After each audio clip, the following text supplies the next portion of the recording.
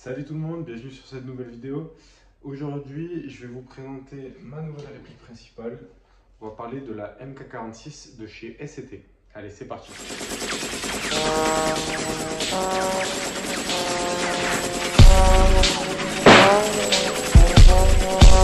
Alors, pendant quelques temps, j'ai mis l'airsoft en pause pour diverses raisons et j'avais également vendu mes répliques principales. Étant donné que je me suis relancé pour jouer quelques parties avec des collègues dans des associations qui sont plus petites et plus familiales, je me suis dit que c'était le moment de changer de plateforme. Comme on peut peut-être le voir sur la chaîne YouTube, bien que vous ne voyez pas toutes les répliques qui me passent entre les mains, j'étais beaucoup et je le suis encore très pro à R15. Et là, j'avais quand même envie de sortir de ma zone de confort parce que les AR15, à un moment donné, je le connais par cœur. N'importe quel AR15 qui me passe entre les mains, c'est toujours la même chose. Alors, ça a ses avantages, mais ça a l'inconvénient d'être très répétitif. Donc je me suis dit, pourquoi pas essayer le rôle de soutien, donc le rôle de gunner, avec une MK46. A savoir que tout ce qui est réplique de batteuse, réplique de soutien, en airsoft du moins, ça a toujours été très coûteux. À part dernièrement, alors dernièrement, toute proportion gardée, ça fait quelques années maintenant que les répliques de soutien deviennent de plus en plus abordables pour plusieurs raisons. La raison étant, c'est que beaucoup de répliques de soutien maintenant sont sorties avec des corps en polymère comme j'ai ici, ce qui fait drastiquement baisser le coût de la réplique évidemment. Et puis les finitions sont vues à la baisse. Et également, en interne, ça va être de la gearbox V2, donc de la gearbox type M4 R15. Donc pareil, c'est des gearbox, des internes qui coûtent très peu cher parce qu'ils sont faits dans d'énormes quantités. Donc ce sera toujours moins cher que des grosses gearbox type AEK pour 2K9. Maintenant, on va s'attarder sur ce modèle en particulier. Donc c'est la MK46 mode 0 de chez SCT. Alors, SCT, c'est une marque qui fait débat. Des gens en sont très contents, d'autres la critiquent un peu.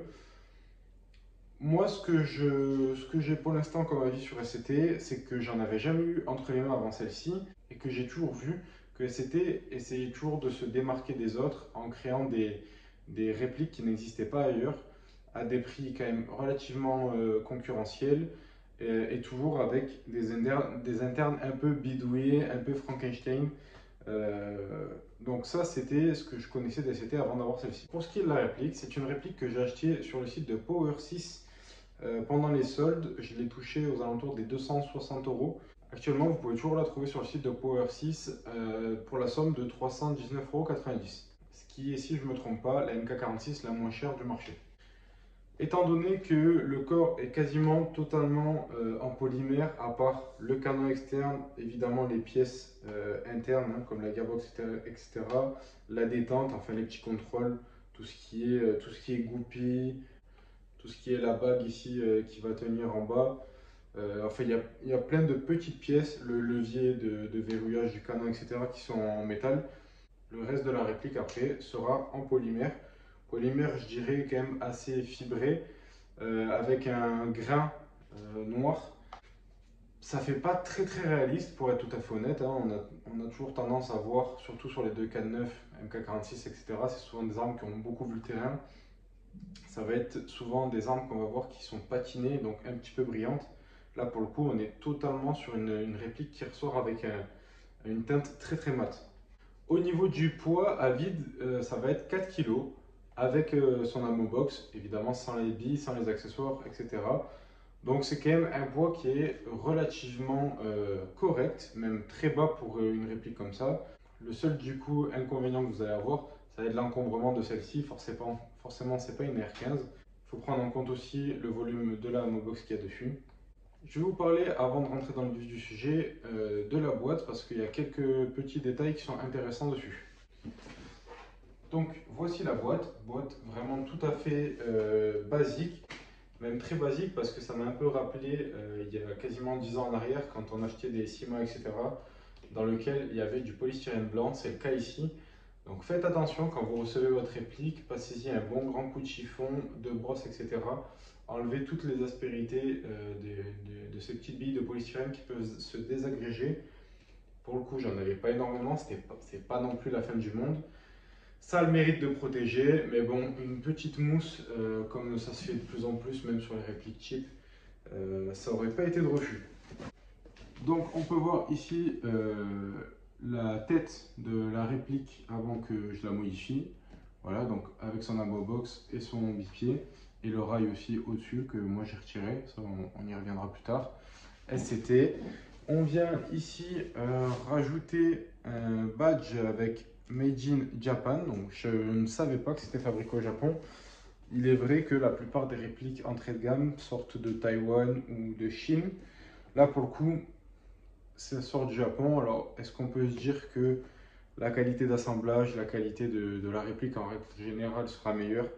Ça, il n'y a que le temps qui me le dira. En tout cas, pour l'instant, de ce que j'en vois, ça a l'air d'être dans ce sens-là. Et après, ici aussi, on a un petit test chronie. Alors du coup, ce sera sûrement à l'envers pour la caméra. Ce que ça nous dit, c'est qu'ils ont fait des tests à la 0,20 et que en joule, ça nous a sorti 1,42, 1,37, 1,37, 1,39, 1,37. Donc bon, la première était un peu plus forte, mais après on voit que c'était quand même relativement stable. On a un tout petit peu d'écart, mais bon, sur une batteuse entrée de gamme à ce tarif-là, franchement, rien d'alarmant. Voilà, pour ce qui est de la boîte, je ne vais pas l'ouvrir, c'est juste du polystyrène moulé dégueulasse comme on le connaît si bien. Dedans, évidemment, vous avez du coup cette petite ammo box qui est fournie. À savoir que ces ammo box là, on peut les trouver sur pas mal de sites pour le coup. Les ammo box SCT, de ce que j'ai vu, ça vaut environ entre 40 et 50 euros. La moyenne, je crois que c'est 45 de ce que j'ai vu. D'autres sont un peu plus, d'autres un peu moins. On en reviendra plus tard. Est-ce que ça vaut vraiment ce prix-là? Donc, je vais vous montrer directement les pièces que j'ai retirées. Donc, ça, c'est le rail qui vient sur le dessus. C'est le rail qui va normalement comme ça. Hop. Bon, là, du coup, il y a le PEC qui gêne. Mais grosso modo, ça vient à peu près comme ça. Voilà. Moi, esthétiquement, je trouve ça vraiment dégueulasse. Donc, du coup, je l'ai dégagé. Je vois pas trop l'intérêt. Bon, sur le principe, c'est pour ajouter des rails et c'est pour faire une protection thermique pour éviter de foutre la main dessus. En attendant, moi, j'en ai pas besoin parce que mon canon ne chauffe pas. Logique. Cette pièce-là, c'est du full plastique, y compris les rails Picatinny. Bon, après, voilà, ça se plie un peu. C'est pas trop dégueu, je pense qu'une fois fixé, ça devrait pas péter. Donc ça, le rail du dessus. Et après, vous avez le bipied qui vient se fixer là, ici, voilà. Donc avec cette bague-là, vous avez juste une vis à retirer, puis vous pouvez le sortir. Et après, vous venez y glisser le bipied. Donc c'est un bipied, tout ce qui est de plus basique, en polymère. Donc c'est un petit peu flexible. Il vient se replier dans tous les sens, machin. Je suis pas fan des bipieds. Je n'en ai jamais utilisé, que ce soit quand j'étais snipe, quand j'avais des fusils d'assaut, même en DMR, j'ai jamais utilisé de bipied. Pour le coup, j'ai joué avec la batteuse, évidemment, avant de vous faire la vidéo. J'en ai pas ressenti le manque. À savoir que du coup, vous avez ce bipied là, et puis vous avez une pièce qui vient se fixer sur le rail, qui vous permet de ranger le bipied sous la poignée.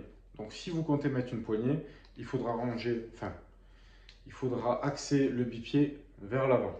Après, ça, c'est au goût de chacun. En tout cas, sachez que c'est fourni avec. C'est en polymère, donc je ne donnerai pas trop cher de sa peau. Mais ça fait le travail si vous le posez dessus. C'est sûr que si vous arrivez comme un bourrin et que vous sautez sur le bipied, je ne suis pas sûr qu'il tienne.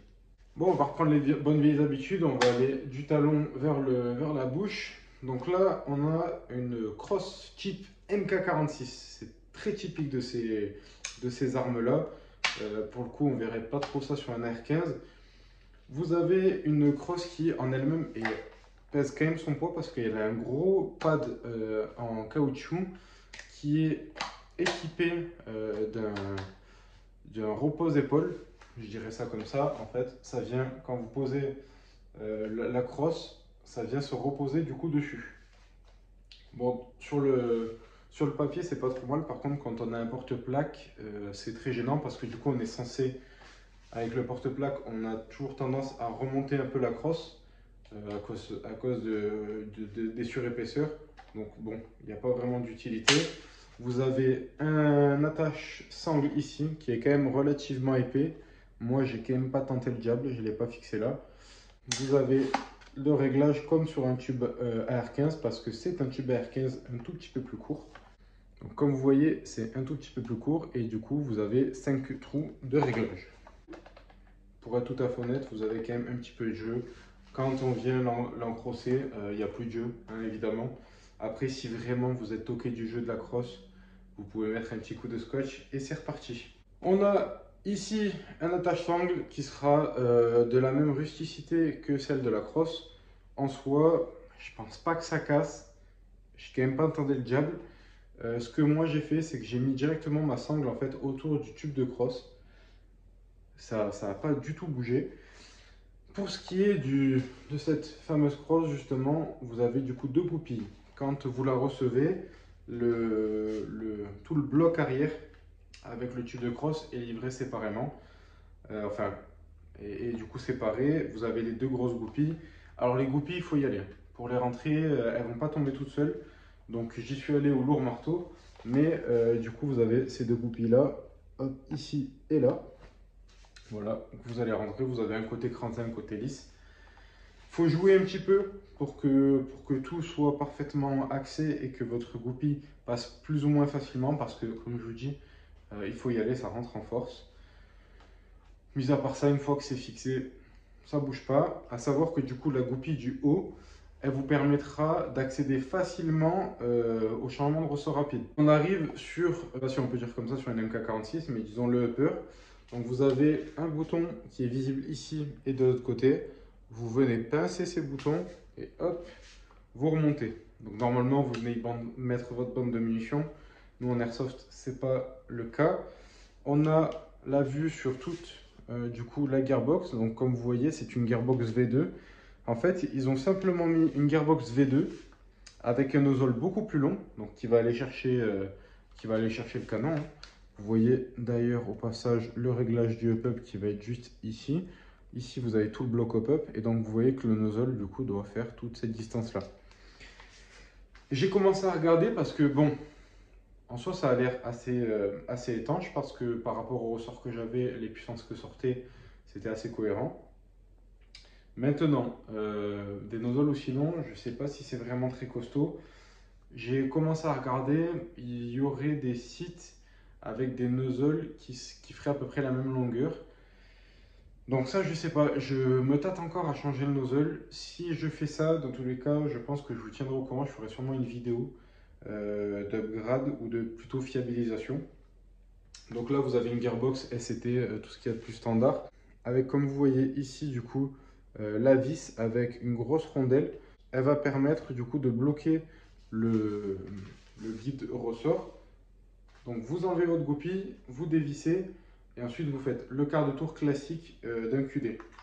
On a également ici accès à la prise mini Tamiya. Bon là j'ai un adaptateur en jean. D'origine c'est en mini Tamiya. Si vous pouvez le passer directement en jean, moi je vais le faire incessamment sous peu. Pensez-y parce que c'est de la batteuse, on a tendance à tirer. Et le jean a quand même plutôt tendance à avoir un meilleur contact que le mini Tamiya. Donc ça évitera sûrement de chauffer. Donc ça évitera sûrement de surchauffer. Donc voilà pour ce qu'il en est. Là vous avez du coup l'arrêt pour les bandes à munitions normalement. Et puis du coup vous avez le top cover qui vient se clipser. Ok. À savoir que du coup ce top cover là, il a, faut être tout à fait honnête, un petit peu de jeu. Vous voyez.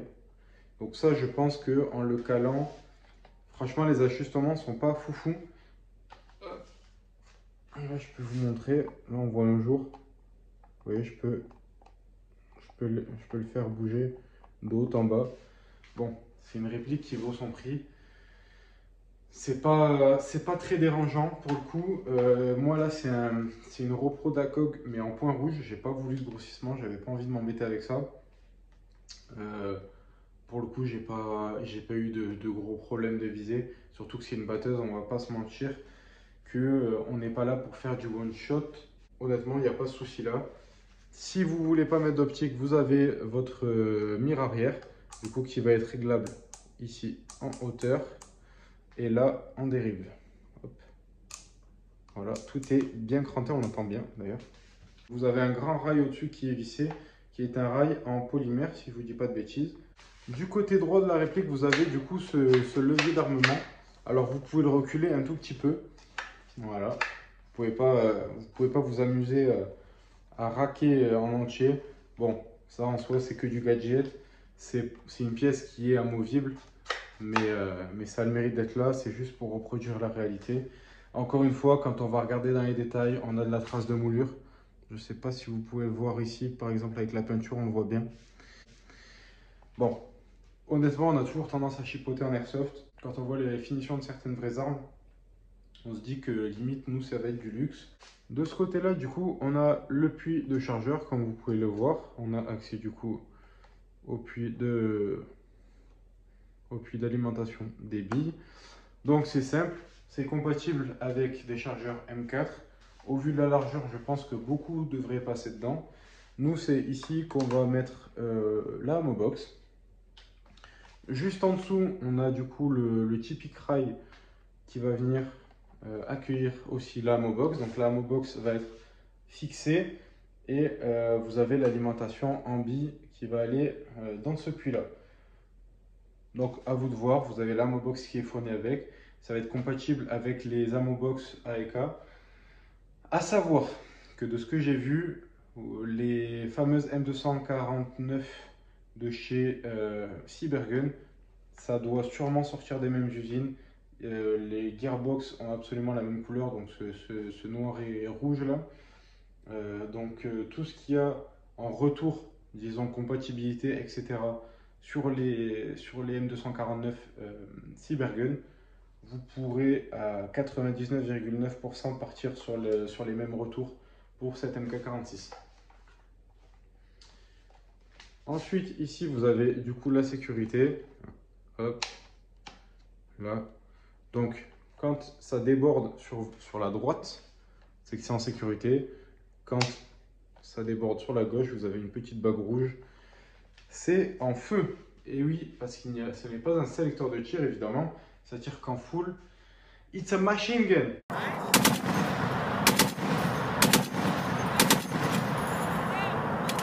It's a machine gun.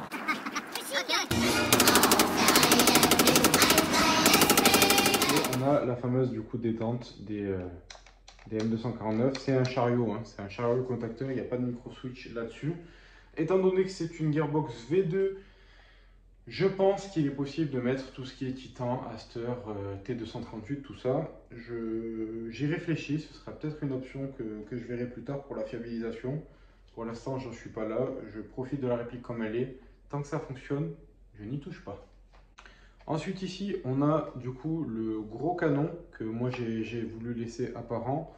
Ici, on a le levier de désengagement de ce canon-là parce que sur les vrais, ils doivent garder l'accès rapide de changement de canon par rapport à la température. Donc, quand ça chauffe trop, en théorie, ils le changent. Bon, là, ça marche très bien du coup pour ce qui est du changement du joint canon up-up.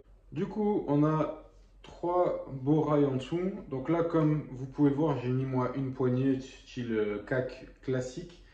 Là, du coup, toute cette partie-là, quand vous avez le bipied, vous ne pouvez pas mettre de poignée. Donc c'est assez dommage. En soi, c'est une réplique et il me semble que c'est réaliste. Moi, j'ai préféré l'enlever parce que je préfère la poignée. Puis même dans l'esthétique, je trouve ça plus beau. Ici, j'ai mis un boîtier PEC 15 totalement factice. C'est en attendant d'en prendre un fonctionnel. C'est seulement pour de l'esthétique, mais voilà. Là, vous avez des rails de tous les côtés.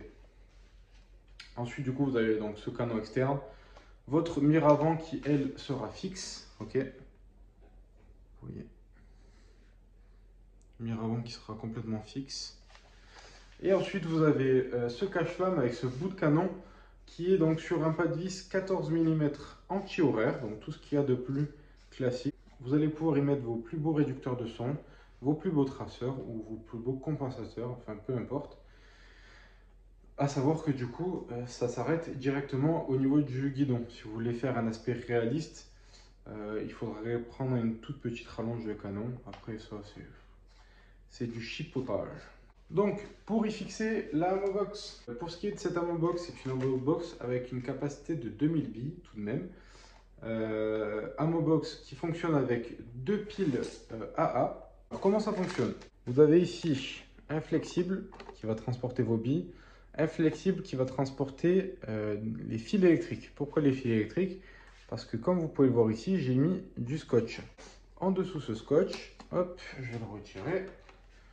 Vous avez un micro. Là, vous avez votre puits de billes. Là, comme on peut le voir, ça ressemble étrangement à un chargeur M4. Forcément, parce que le puits de chargeur, du coup, est compatible avec des chargeurs M4. Donc, vous avez un micro ici, les câbles qui partent là, et donc, en dessous, vous avez un système qui fait remonter les billes au fur et à mesure que vous tirez. Ça va fonctionner au sound control, donc contrôle de son. Quand la gearbox entend vos coups de feu, elle va lancer le moteur de la Amobox, elle va vous faire remonter les billes. Ça, du moins, c'est en théorie. Malheureusement, sur cette gearbox, elle a quand même tendance à se déclencher dès qu'elle entend du son. Ça m'est arrivé qu'en gueulant légèrement sur mes collègues pendant qu'on était en train de jouer, elle se déclenchait. Quand des collègues tiraient, elle se déclenchait aussi. C'est pour ça que j'avais mis un petit bout de scotch, ça avait tendance à diminuer. Mais vraiment pas assez. Je pense à faire une modification sûrement. Je vais essayer de voir déjà en mettant vraiment un bout de mousse ou un bout de polystyrène peut-être pour vraiment atténuer le son et qu'elle se déclenche que vraiment au son de la gearbox. Parce que du coup le micro étant là, je me dis qu'en diminuant quand même le son, elle va quand même détecter le son de la gearbox et pas forcément les sons ambiants. Ça, c'est un bricolage que je dois faire. Si j'aboutis à quelque chose de vraiment concret, de toute façon, j'en ferai sûrement un short. Comme ça, au moins, tout le monde pourra faire cette petite amélioration. Parce que c'est vrai que des fois, c'était désagréable. Des fois, je courais, elle se déclenchait, etc. Elle se déclenchait un peu n'importe comment. Donc là, vous voyez, vous avez un bouton pression avec un fermoir. Soit dit en passant, le bouton pression, bon, j'ai joué une journée avec. Il est un peu morflé. Hop, on ouvre la bête. Et là, donc, vous voyez un emplacement pour les piles. Donc, c'est deux piles AA. Là, j'ai pris des piles chez Action qui sont rechargeables. Comme ça, au moins, ça m'évite de à chaque fois racheter des piles. Tac. Et ensuite, ici, vous avez auto, off et sound control. Je suppose que ça va être encore inversé, mais c'est pas grave. Donc, quand on va sur auto, vous allez l'entendre, elle va se déclencher. Voilà. Et quand on va aller sur sound control, elle est censée se déclencher quand elle entend des tirs. Vous voyez? Là, juste, je souffle dans le micro. Voilà. Sauf que du coup, vous voyez ce que je veux dire? Elle se déclenche très très facilement. Donc là, je gueule pas parce que j'en ai pas besoin. Mais c'est vrai que quand je gueulais, etc., ben, elle avait tendance à se déclencher. Donc c'est une petite amélioration à voir. Je vous ai même pas montré la trappe pour remplir. Donc ça va être comme ici. Voilà. C'est une petite trappe. Donc faites attention parce que les billes partent n'importe comment. Il faut vraiment prendre son temps pour le charger. En dehors de ça, j'ai pas à me plaindre. Elle a quand même marché. Quand ça se déclenchait, quand le son de contrôle s'est toujours déclenché par contre. Il n'y a pas une fois où j'ai tiré sans qu'elle remonte correctement les billes. J'ai pas eu de misfit de la journée. Okay. Étant donné que c'est la réactivité d'origine, du moins c'est la cadence d'origine, je compte pas avoir plus de cadence que ça. À savoir que en 11-1, alors la 11-1 et la 7-4. J'ai joué en 7-4, sauf qu'elle n'était pas beaucoup rechargée, c'était la batterie d'un pote. Elle n'était pas beaucoup rechargée, la cadence me suffisait largement. Je devais être sûrement aux alentours des 12 ou 13 billes secondes. Moi, je ne suis pas forcément quelqu'un qui a toujours tendance à... Enfin, je suis pas quelqu'un qui a tendance à tirer beaucoup déjà de base. Donc même sur une batteuse, ne pas avoir une grosse cadence, ça ne me dérange pas. Je tire déjà en full auto, ça suffit. Malheureusement, j'ai dû passer en 11-1 parce que j'avais plus de 7-4 avec du jus. Et en 7-4, je suis à 16 billes secondes. Voilà. 16 billes secondes sur une gearbox d'origine. Je ne sais pas si c'est vraiment top pour l'interne. Bon, ça n'a pas cassé pour l'instant. Je vous conseillerais quand même de rester sur de la 7.4. Je trouve ça largement suffisant. Si vous voulez passer sur de la 11.1, je vous dirais d'abord de passer sur une fiabilisation interne. Pour ce qui est de l'installation de la Ammo Box, il y a un sens. Alors au début, j'avais tendance du coup à la clipser d'abord, sauf que du coup, on est bloqué pour mettre l'alimentation. Donc, on fait l'inverse. Hop, on vient y mettre donc l'alimentation. Hop, c'est déflexible, donc ça nous permet d'aller reculer un petit peu et de venir hop, glisser la gearbox. Moi, je rentre toujours les deux flexibles et voilà. Et là, votre Ammo Box est fixée. À savoir que du coup, même quand elle est sur la réplique, vous ne pouvez ne pas la démonter parce que vous avez tout à fait accès à la trappe de chargement ici et vous avez tout à fait accès au contrôleur en dessous. Je sais que des gearbox type AEK, etc. Alors ça doit sûrement être une copie, si je ne vous dis pas de bêtises. Mais d'autres gearbox type AEK, etc. ont l'option de mettre un switch pour que vous déclenchez le remontage de billes. Là, ce n'est pas le cas. Je suis allé chercher deux batteries. Alors, à savoir, pour ce qui est des batteries, si vous voulez jouer en 7.4, les batteries simples comme ça, donc là pour le coup c'est une ATM, les batteries simples comme ça passent. Je vais vous montrer comment on l'équipe. Donc, pas facile debout, mais on vient du coup ouvrir le top cover. Je sais toujours pas si on dit ça comme ça, mais je vais enlever l'adaptateur. On vient brancher la batterie. Est-ce que vous le voyez? Oui. Hop. Tac. Je viens rentrer les câbles derrière. Parce que là, il y a largement la place. Hop. Et du coup, je viens mettre la batterie le long, comme ça. Hop. Et du coup, une fois que c'est positionné comme ça, je viens rabattre proprement. Faisant attention de pas. Et vous avez les clips. Et vous voyez, là, c'est complètement fermé. Donc, on va regarder la cadence en 7.4. Je mets mes lunettes de protection. Je fais sauter la sûreté.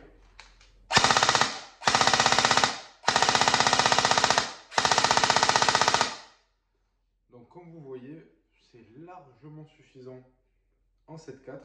Donc, moi, si j'aurais pu jouer en 7.4 toute la journée avec, j'aurais joué en 7.4.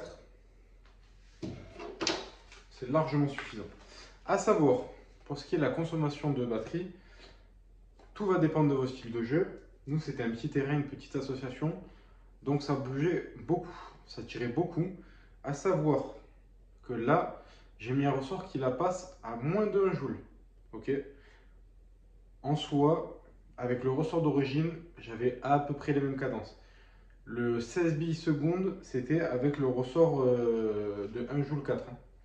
Donc là, dans tous les cas, au niveau de la cadence, ça ne change vraiment pas grand chose. Vous me demanderez de me croire sur parole.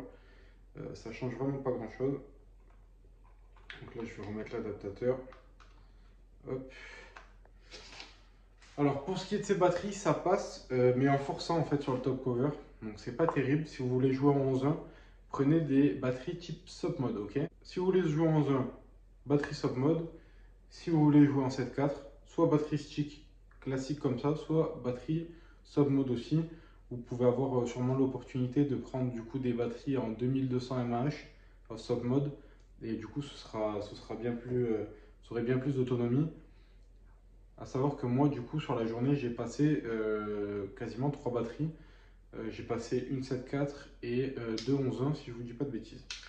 Donc là, je vais la brancher 11.1.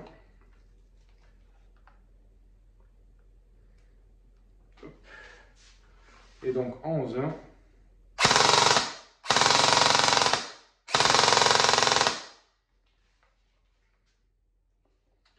Donc voilà, en 11.1, comme vous pouvez le voir, en termes de cadence, il y a beaucoup plus de cadence en 11.1. Moi, je trouve ça trop. Bon, j'avoue que je me suis bien abusé quand même à jouer en 11.1 toute la journée. Okay. Par contre, vu que vous n'avez pas de MOSFET, faites bien attention. ici on voit l'ouverture, à ce que vous ne voyez pas votre piston. Si votre piston est en arrière, ça donne de la contrainte sur votre réplique inutilement. Donc pensez à toujours faire en sorte que votre piston soit sur l'avant. Pour ce qui est de la portée précision, honnêtement le joint d'origine fait très bien son travail, le canon aussi, les groupements sont très propres. C'est une batteuse, on ne va pas commencer à chercher à la pure précision, en tout cas pour moi, je trouve ça inutile. L'origine c'est vraiment très très propre, à savoir que là, j'ai vraiment pas du tout joué puissante pour blesser personne. Donc j'avais 0 mètre d'engagement.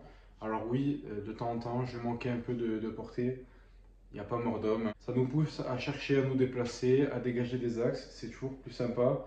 Honnêtement, je crois que je suis à 0,8 ou 0,9 joules à la 0,25. Parce que j'ai joué à la 0,25 sur cette partie-là.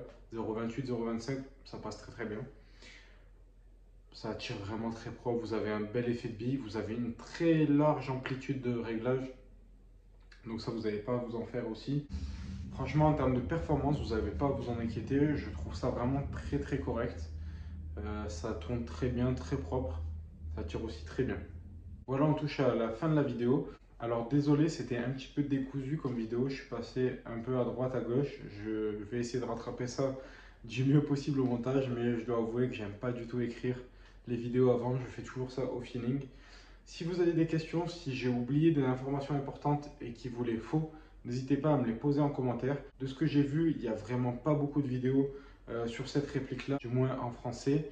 Donc n'hésitez pas, si je peux vous y répondre, j'y répondrai. Pendant mes 1 an d'absence qui ont précédé cette vidéo, j'ai continué à répondre à vos commentaires, j'ai continué à vous donner les informations que je pouvais donner. Ça, c'est vraiment ce qui fait que je continue à faire des vidéos sur YouTube. Encore merci de me suivre et puis je vous dis à la prochaine pour une prochaine vidéo. Ciao tout le monde.